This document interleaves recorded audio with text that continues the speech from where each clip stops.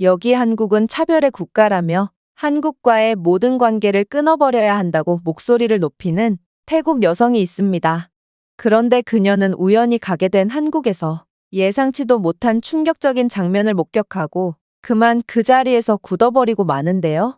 그렇다면 그녀가 한국에서 대체 어떤 장면을 목격했던 것일까요? 안녕하세요. 저는 태국 출신의 안홍이라고 합니다. 저는 현재 태국에서 방콕 바로 다음 가는 인기 여행지라고 할 수 있는 치앙마이에서 여행 가이드 일을 하고 있고 세계 각국에서 오는 외국인들에게 태국의 여러 명소들을 소개해주는 이러한 제 직업에 대해 상당한 자부심을 가지곤 했는데요. 그런 제가 가장 좋아하는 국적의 손님을 꼽자면 단연 한국인들을 선택할 정도로 저는 한국인들에 대한 특별한 감정을 느끼곤 했습니다. 왜냐하면 저는 한국인들과 같은 사람들을 단 한 번도 경험한 적이 없고 한국인들은 정말로 놀라운 사람들이었거든요. 솔직히 제가 여행 가이드라는 직업을 가지기 전까지는 저는 한국에 대해서 그다지 좋은 감정을 가지고 있지는 않았습니다. 왜냐하면 아무래도 태국에는 중국계 인구가 상당수 존재하는데 이들은 꼭 한국을 뒤에서 씹어대기 바빴거든요. 이들은 한국은 가난한 국가라느니 한국인들은 이기적이고 기회주의적이라느니 하며 한국을 깔봤고 중국계 친구들의 말을 듣고 자란 저는 자연스레 한국에 대한 부정적인 선입견을 갖게 된 거였죠. 그리고 이성적으로 생각해봐도 한국은 말이 안 되는 나라기도 했어요. 한국은 불과 수십 년 전까지만 해도 태국은커녕 아프리카 국가들보다 못 사는 국가였다고 했는데 어떻게 지금의 한국은 태국보다도 몇 배나 잘 살고 한국의 문화는 태국을 완전히 점령해버릴 수가 있게 된 건지 이들의 이러한 빠른 경제발전 및 문화 발전 속도는 분명 요행으로 이루어진 거라고 의심하기에 충분했죠. 어쩌면 중국계 친구들 말대로 한국은 기회주의적인 면모를 통해 다른 국가들을 희생시키며 발전을 꾀했을 수도 있다는 생각이 들었습니다. 그렇게 저는 한국에 대한 선입견을 가진 채 가이드가 되었고 한 영세한 투어사에서 일을 시작했습니다. 그리고 아무래도 저는 중국계 친구들과 자주 어울렸던 터라 중국어에 꽤나 능통했고 자연스레 중국인들을 담당하는 가이드로 일하게 되었죠. 외국인들에게 저희 나라인 태국을 알리는 것은 분명 매우 보람찼지만 그래도 말도 잘 안 통하는 외국인들을 다루는 건 정말 쉽지 않았어요. 특히나 중국인 관광객들은 툭하면 성희롱이나 갑질을 해대곤 했는데 이들은 가장 저렴한 패키지로 여행을 와서는 기념품은 안 주냐며 식사 제공은 안 해주냐며 진상짓을 해댔을 뿐만 아니라 심지어 가이드는 마땅히 시중을 들어야 하는 거 아니냐며 자신의 풀린 신발끈을 묶어달라고 요청하는 경우도 있었죠. 심한 경우에는 자신은 중국인이라 돈이 많다며 가난한 태국인은 절대로 갈 수 없는 고급 호텔에서 묵고 있는데 투어가 끝나고 자신의 객실로 오지 않겠냐며 제 허리를 감싸하는 적도 있었는데요. 심지어 이런 성희롱을 하는 중국인들은 하나같이 1성급은 될까 하는 조식도 안 주는 이름만 호텔인 싸구려 숙소를 잡아놓은 경우가 많았기에 저는 황당함과 분노가 섞인 복합적인 감정을 느끼며 이들의 손을 뿌리칠 뿐이었습니다. 그렇게 중국인들의 진상짓 때문에 제 직업에 대한 현타가 올 때쯤 만난 게 한국인 단체 손님이었어요. 사실 저는 한국어라곤 학창시절에서 제2외국어를 통해서 배웠던 게 다였고 몇몇 단어 위주의 소통 정도는 할 수 있었지만 그렇다고 해서 한국인들을 가이드해줄 실력은 전혀 안 됐는데요. 그렇기에 저는 한국인 관광객들을 마주칠 일이 전혀 없어야 정상이었습니다. 그러나 제가 일하고 있는 곳은 워낙 영세한 여행사이기도 했고 태국이라는 나라 자체가 시스템적으로 매우 열악하고 책임감이 뛰어난 국가도 아니었기에 한국어를 할 수 있는 가이드 직원이 숙취로 인해 무단결근을 하는 황당한 일이 벌어지고 말았는데요. 그런데 한국인 관광객들을 가이드할 직원은 그나마 저 말고는 전혀 없었고 결국 저는 임시방편으로 제가 맡은 중국인 관광객들과 함께 한국인 관광객에 대한 가이드까지 맡게 되었습니다. 아무튼 그렇게 처음 만난 한국인 관광객들은 정말 충격 그 자체였습니다. 일단 한국인들은 같은 아시아인이 맞나 싶을 정도로 새하얗고 세련된 얼굴을 갖고 있었고 또 키도 상당히 커서 어림잡아봐도 태국인들에 비해 평균 10cm 이상은 커 보였거든요. 정말 멀리서 봐도 다른 국적의 외국인들은 잘 모르겠지만 한국인들만은 반드시 맞출 수 있을 것 같을 정도로 한국인들은 제가 봤던 외국인들 중에서 가장 특별한 외모를 가지고 있었어요. 그러나 이들의 훤칠한 외모의 긴장이 완전히 풀어질 때쯤 저는 일순간 재차 경계심이 들기도 했어요. 문득 한국인들은 기회주의자며 이기적이라는 중국계 친구들의 말이 떠올랐고 저는 한국인들이 언제 돌변할지 몰라서 늘 긴장해야만 했죠. 그리고 아니나 다를까 한국인들은 투어가 시작함과 동시에 예상치도 못한 행동을 하기 시작했는데요. 왜냐하면 한국인들은 버스에 탑승하자마자 버스 내부에 쓰레기를 줍고 오염들을 전부 다 닦기 시작했거든요. 전 시간대에 중국인 단체 관광객이 탑승했던 버스라서 특히나 더욱 지저분했음에도 한국인들은 군말 없이 자신의 자리를 청소했고 쓰레기를 공용 쓰레기 봉투에 담더라고요. 저는 아무래도 한국인들이 이러한 버스 좌석 오염을 핑계로 투어비 환불을 요구하려는 모양이구나 싶었습니다. 관광객들이 그렇게나 철저하게 청소를 하는 것은 제 가이드 경력상 단 한 번도 없었던 일이었기 때문에 이건 매우 당황스러운 상황이었거든요. 그래서 저는 한국인들은 자신들이 이 정도로 쓰레기를 처리했고 적절한 서비스를 받지 않았으니 돈을 낼 수 없다고 주장하려고 그러나 보다 싶었습니다. 그렇지 않고서는 이런 호의를 보여줄 수는 없었죠. 결국 저는 황급히 한국인들에게 먼저 사과부터 하며 쓰레기는 제가 치울 테니 그냥 두라는 말을 건넸는데요. 그런데 한국인들은 충격적인 대답을 해오는 거 아니겠어요? 안심하세요. 우리는 이 문제가 당신의 잘못 때문이 아니라는 것을 잘 알고 있어요. 저희는 그저 지저분한 상황 자체를 이해하지 못하는 사람들이라 그런 거죠. 한국인들은 식사를 마친 뒤에는 절대로 미루지 않고 설거지를 하고 심지어 세탁기를 돌리는 주기도 세계에서 가장 짧죠. 이렇듯 한국인들은 깔끔을 위해서 구태여 피곤하게 사는 사람들이기에 자신이 버린 쓰레기가 아니더라도 저절로 몸부터 나가서 자발적으로 줍는 거죠. 정말로 중국인들은 손 하나 까딱하지 않고 오히려 한국인들 쪽으로 쓰레기를 보내기만 하는 얌체 같은 사람들이었지만 오직 한국인들만 버스 내부의 쓰레기들을 청소했고 저는 이들의 생각지도 못했던 높은 시민의식에 당황할 따름이었습니다. 심지어 한국인들은 여행사 측의 과실로 2박 3일 코스 중 첫날만 한국어가 서툰 제가 투어를 진행하는 상황을 너그럽게 이해해주기까지 했는데요. 이들은 가끔 번역기를 통해 대화해야 하는 상황에도 짜증 없이 이해해 주었고 몇몇 영어에 능통한 한국인들은 저와 영어로 소통한 후 그대로 한국인들에게 한국어로 통역해주는 놀라운 배려의 모습을 보여주기도 했어요. 이런 예기치 못한 상황에 이 정도로 신사적인 모습을 보이는 사람들이 있다니 저는 그동안 중국계 친구들에게 완전히 속아왔구나를 직감할 수 있었습니다. 한국인들은 이기적인 사람들이기는커녕 전 세계에서 가장 이타적인 사람들이었거든요. 그렇게 이런저런 생각을 하다 보니 버스는 목적지에 도착하게 됩니다. 그러나 곧바로 심각한 위기가 닥쳐왔죠. 바로 하필이면 현재는 우기 시즌이었고 갑자기 예고도 없이 엄청난 폭우가 퍼붓기 시작했기 때문입니다. 사실 태국은 기상예측 기술력이 매우 열악한 국가로 정확한 우기 예측이 불가능한데요. 그런데 일주일 뒤에야 올 것으로 예상됐던 우기는 재수없게도 이제 막 시작되어 버렸고 결국 이번 투어는 시작과 동시에 망해버리고 만 것입니다. 그리고 중국인들은 이러한 심상치 않은 상황에 당장 지불한 투어비의 2배로 환불하라며 난리를 피워댔고 심지어 몇몇은 자신들의 여행은 망했다며 애꿎은 버스기사를 폭행까지 하는 도저히 이해하지 못할 행동을 하기까지 하더군요. 그런데 이런 상황에서 한국인들은 정말 말도 안 되는 모습을 보여주기 시작했습니다. 일단 동남아 우기 때의 빗줄기는 생각 이상으로 강력해서 일단 비가 내렸다 하면 도저히 차량을 운행할 수 없을 정도인 경우가 많은데요. 그런데 이번 폭우는 특히나 강력했고 저희는 그렇게 다음날 아침까지 임시 대피소에 갇혀 있어야만 했어요. 그런데 날이 밝아오니 폭우는 마을을 완전히 범람해서 초토화시킨 상태인 거 아니겠어요? 아무래도 태국은 인프라가 열악한 곳이 많고 배수 시스템이 말썽을 일으키는 경우가 많은데 이런 열악한 인프라와 강력한 폭우가 맞물려 마을이 완전히 붕괴돼 버린 것 같았습니다.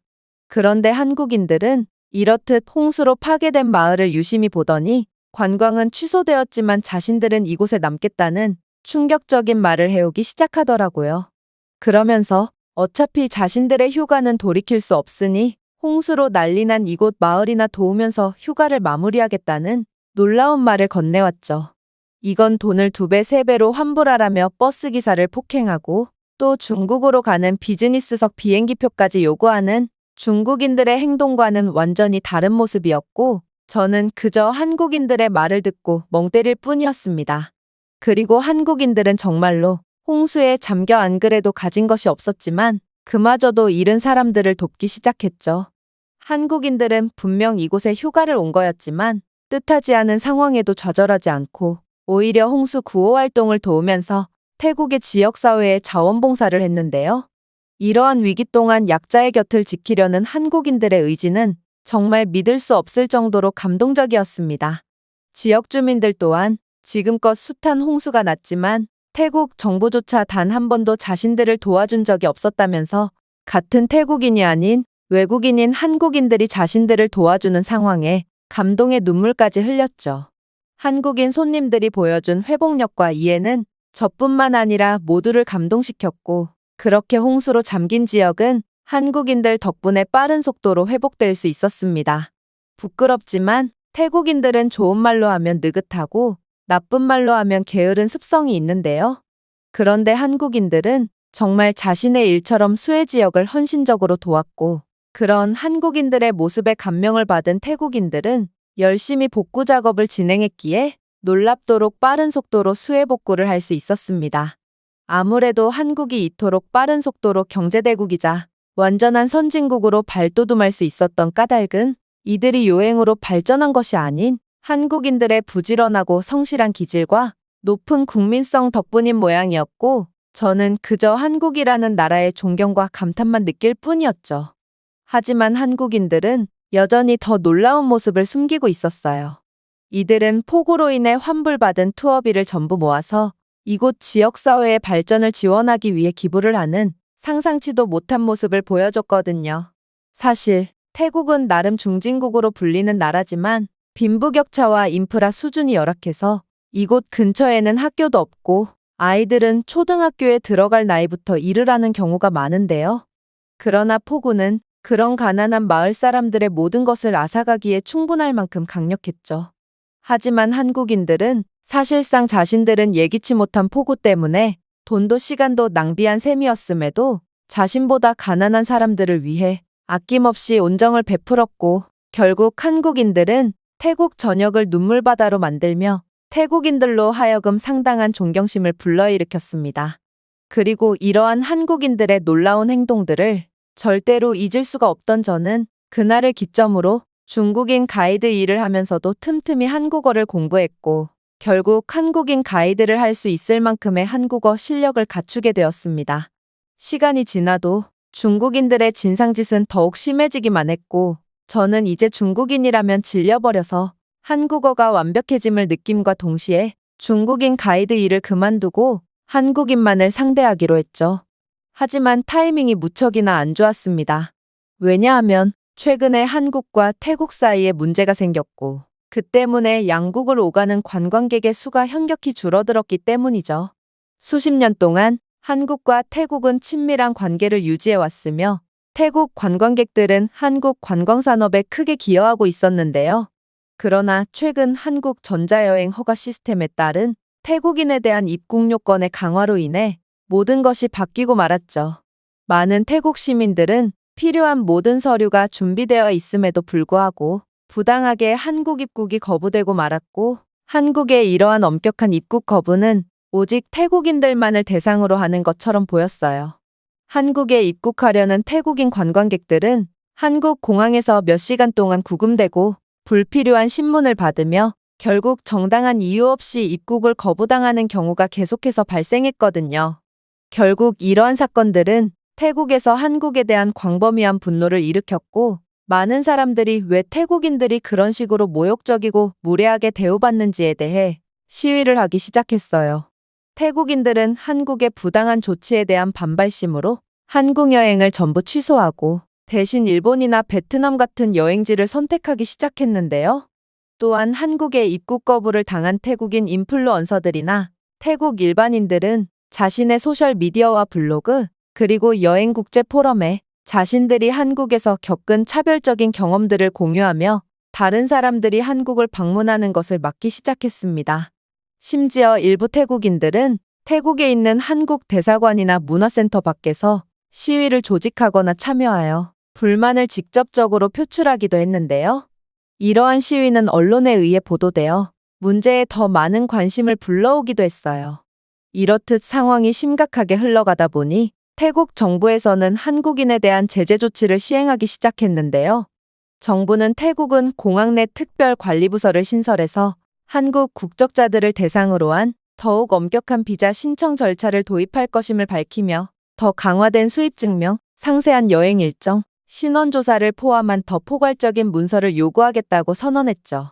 대변인은 한국에서 태국인들이 겪어야 했던 엄격한 조사를 반영하여 한국인들도 똑같이 태국에 입국하는데 정당한 이유가 있는 사람에게만 입국이 허가될 거라고 밝혔는데요. 이렇듯 양국 간의 관계가 마치 살얼음판을 걷는 것처럼 위태로우니 태국인들도 한국에 가지 않지만 한국인들도 태국으로 오지 않았기에 한국인에게 여행 가이드를 해야 하는 제 입장에서는 수입의 직격탄으로 작용한 거였습니다. 하지만 저는 자랑스러운 태국인으로서 수입보다는 태국의 자존심이 더 중요했고, 그래서 자연스레 한국에 대한 나쁜 감정이 생기기 시작했어요. 제 한국인에 대한 경험은 분명 충격적일 정도로 아름다웠지만 제가 한국인을 대상으로 한 투어 가이드를 본격적으로 시작하기도 전에 이런 일이 터졌기에 사실상 저는 한국인 관광객들을 단 한 번밖에 경험하지 못한 셈이거든요.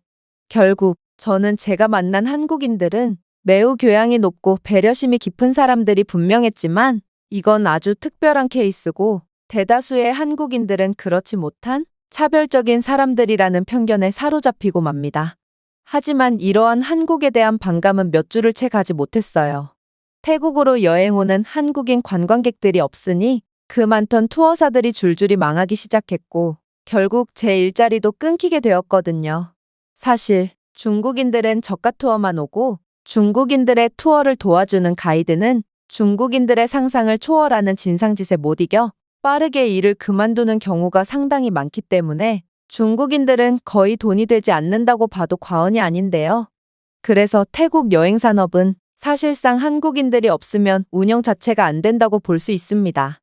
그러나 양국 간의 관계 악화로 한국인들이 찾아오지 않으니 태국 내 관련 사업들은 깡그리 다 망하고 말았던 것이죠. 제가 일하던 영세한 업체도 순식간에 망해버렸지만 다른 여행사도 전부 망해버렸기에 저는 일자리 자체를 못 구하는 상황에 처해버렸는데요. 그리고 안 그래도 하루 벌어 하루 먹고 사는 게 태국의 현실이기에 저는 몇 주 동안 돈을 전혀 벌지 못하니 한국에 대한 분노보다는 이러다 굶어 죽겠다는 불안감이 엄습해오게 됩니다. 그러다 저는 한 가지 묘안을 내게 되었죠. 사실 몇 달 전 제 친한 친구가 한국에서 일자리를 구하는 것을 제안한 적이 있었는데요. 그녀는 한국에서 일하면 태국에서 일하는 것보다 수십 배는 많은 돈을 벌 수 있다며 저를 꼬드겼지만 저는 여행 가이드로서의 자부심과 만족도가 높았기에 그녀의 제안을 거절했거든요. 그러나 지금의 저는 직업도 없고 직업을 언제 가지게 될지도 모르게 된 상황이었기에 그렇게 한국에서 일자리를 구하기로 한 것입니다. 물론 이러한 모습은 그렇게나 욕하던 한국에 빌붙는 것 같아 보이긴 했지만 저는 태국인들을 이유 없이 차별하고 무시하는 한국의 외화를 다 빼먹어 오면 그것만큼 태국을 위한 애국도 없다는 일종의 자기 합리화를 할 뿐이었어요. 저는 친구의 한국 주소를 이미 알고 있었기에 그렇게 다짜고짜 그 주소로 찾아가기로 했죠. 그런데 뭔가 이상했어요. 태국 내에서는 한국에 대한 악명이 자자했던 터라 저는 한국에 대한 입국조차 거부당할 수도 있겠다고 생각했지만 한국인 입국 심사관은 저를 너무나도 친절하게 맞이해 주었거든요. 저는 아무래도 태국 내에서 돌고 있는 차별에 대한 경험들은 거의 다 과장되었거나 혹은 태국인이 잘못했는데 그러한 잘못을 전부 한국 측으로 떠넘기는 경우도 많았을 거라는 생각을 할 수밖에 없었습니다. 그리고 그렇게 친구가 살고 있다는 주소로 이동하던 와중 저는 충격적인 장면을 목격하게 되었죠. 왜냐하면 친구가 살고 있는 동네에서 보이는 사람들은 죄다 제가 알고 있는 얼굴들로 가득했기 때문입니다. 바로 이들은 저희 마을 사람들이었는데 저는 도대체 이게 무슨 상황인가 싶어 당황할 따름이었죠. 그런데 더 이상했던 점은 분명 지금 시간은 퇴근을 진작에 마쳤어야 할 시간이었음에도 친구는 이 늦은 밤에도 일을 하는지 행방이 묘연했다는 거였습니다. 하지만 지금 와서 그녀에게 연락을 취할 방법도 딱히 없었기에 저는 무작정 그녀의 집 앞에서 그녀를 기다리기로 했습니다. 그런데 친구는 새벽이 다 지나서야 집에 도착하는 거 아니겠어요? 그리고 오랜만에 본 그녀에게 자초지종을 들어본 결과 저는 경악을 금치 못할 비밀을 듣게 되었습니다. 여기는 분명 한국이었음에도 태국에 있어야 할 마을 사람들이 즐비했던 이유는 이들은 현재 단체로 불법 체류 상태였기 때문인데요.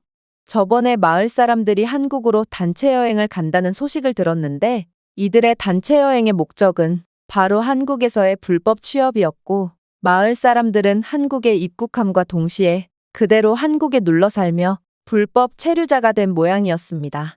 심지어 이들 중 여자들은 전부 이 근방에서 마사지 일을 하고 있고 남자들은 전부 약물 관련 불법 일에 관여되어 있다고 했기에 저는 정말 놀라기도 했지만 한편으로는 어이가 없어지기도 했어요.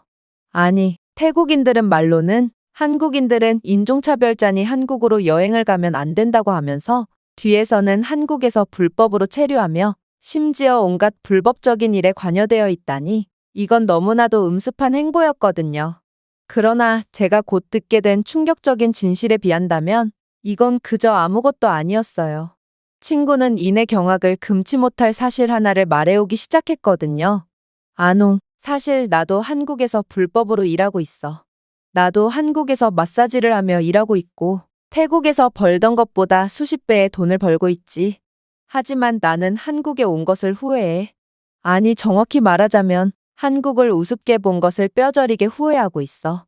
왜냐하면 나는 한국에서 불법으로 체류하다가 현지 경찰관에게 적발이 되고 말았고 결국 한국에서 하루도 안 쉬고 번 돈을 벌금 명목으로 전부 빼앗겼으며 현재 진행되고 있는 법적 절차가 끝나면 곧 추방당하게 되거든.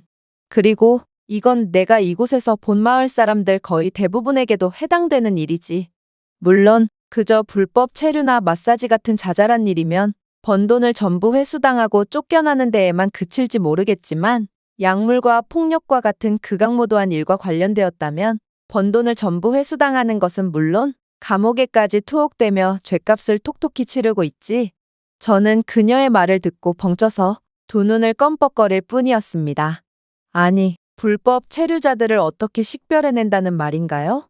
사실 태국에도 미얀마나 다른 동남아 국가들에서 불법으로 일하러 온 사람들이 상당히 많은데요. 그러나 태국의 시스템은 매우 열악하기 그지없고 이러한 불법 체류자들을 잡아낼 수 있는 기술적 행정적 여유가 전혀 없죠.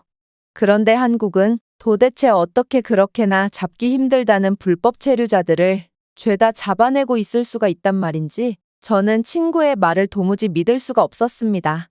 그런데 그렇게 제가 어리둥절해 있자 친구는 깜짝 놀랄 만한 이야기를 해주기 시작했어요. 한국이 선진국이라는 건 진작에 알았지만 이 정도로 선진국일 줄은 정말 몰랐어. 한국의 인공지능 기반 시스템은 기계학습 알고리즘을 사용하여 고용기록, 임대 계약 및 공과금과 같은 다양한 출처의 데이터를 자동으로 조사하고 있었거든. 그리고 한국이 구축한 이 시스템은 외국인 체류자가 비자를 초과 체류하거나 불법적으로 일하고 있음을 나타낼 수 있는 패턴을 전부 식별하고 있었어. 이 시스템은 개인의 보고된 수입과 생활 방식 사이의 불일치를 표시하거나 적절한 문서 없이 서비스를 사용하고 있는지를 자동으로 감지했고 결국 나를 포함한 불법 체류 태국인들은 아무리 숨어봤자 한국의 손바닥 안에서 놀아나고 있던 거였지. 더 소름 돋는 건 뭔지 알아? 한국은 한국에 입국하는 모든 외국인들을 상대로 무작위적이거나 광범위한 검사를 하는 게 아니라 자신들이 자체 개발한 AI 시스템을 통해 한국의 체류법을 위반할 가능성이 가장 높은 사람들을 추려서 검사를 진행하기 때문에 더욱 효율적이고 신속함을 보장하고 있다는 거야. 태국처럼 모든 과정을 일일이 사람이 수작업으로 진행하는 게 아닌 한국은 잘 개발된 기술 하나로 수동조사의 필요성을 원천 차단했고, 결국 한국은 나를 포함한 이곳에 거주하는 태국인 불법 체류자들을 모두 잡아내버렸지. 그리고 불법 체류자들을 잡으면 잡을수록 더욱 정교해지는 AI 기술의 특성상 앞으로 오게 될 태국인 불법 체류자들은 우리보다도 더욱 빠르게 잡힐 것이 분명해. 한국이 이런 나라인 줄도 모르고 겁도 없이 한국에 오다니 나는 한국에서 얻은 모든 것을 그대로 반납함과 동시에 이제 더 이상 한국에 올 수도 없게 되어버렸어. 저는 한국의 기술력에 놀라는 한편 뭔가 이상하다는 생각도 들었습니다. 이렇듯 특정 사람을 대상으로 추적을 한다면 개인정보보호법이라는 국제법에 위배되는 건 아닌가 싶었거든요. 하지만 친구는 이미 불법 체류로 적발된 태국인 중에 그러한 주장을 하며 위법이라고 따지는 사람이 있었다고 했는데요. 하지만 인공지능의 사용은 데이터 기반 추론에 의존하므로 프로파일링이나 차별적인 관행과는 전혀 거리가 멀고 구체적인 증거에 기반한 특정 사례를 대상으로 하므로 명백한 합법이라고 했어요. 한국은 그야말로 뛰는 놈 위에 나는 놈이 뭔지를 보여준 거였죠. 물론 저는 태국인들의 말과 행동이 다른 행보를 보고 개인적으로도 한국과 태국 간의 갈등에 대해 자세히 알아보기도 했는데요. 그런데 정말로 태국인들은 단체 관광객인 척 위장을 하며 한국에 입국한 뒤 그대로 통째로 행방불명이 되어버린다든지 한국 내에서 약물을 직접 재배함으로써 한국을 망쳐놓는다든지 하며 그야말로 한국 내 불법 체류의 온상이더라고요. 특히나 한국에 입국한 태국인들 중 80%가 그대로 불법 체류 신분으로 바뀐다는 이야기를 들었을 때는 저는 양국 간의 갈등의 원인은 100% 태국인의 잘못이라고 확신할 수밖에 없었죠. 정말로 한국인들은 제가 전에 봤던 배려심 깊은 사람들이 맞았던 거고, 한국이 태국에 대한 더욱 강력한 제재를 하지 않는 것만 해도 한국은 매우 신사적인 나라라는 것을 잘 알 수 있었던 것입니다. 모든 사건의 전말을 알게 된 저는 제 조국에 대한 한심함을 느낌과 동시에 제게 진정으로 아름다운 행동이 뭔지를 처음 알게 해준 국가를 의심하고 미워했다는 생각에 참을 수 없을 정도로 부끄러운 감정이 들었습니다. 그리고 태국이 한국의 모든 잘못을 뒤집어 씌운 탓에 저는 더 이상 제 직업을 되찾을 수 없을 거라는 데까지 생각이 미치니 미치도록 공허한 마음이 들어 한숨을 내쉴 뿐이었죠. 제가 준비해온 내용은 여기까지입니다. 끝까지 시청해주셔서 진심으로 감사드리며 여러분들의 구독과 좋아요, 알림 설정은 영상 제작에 큰 힘이 됩니다. 이상 세모튜브였습니다.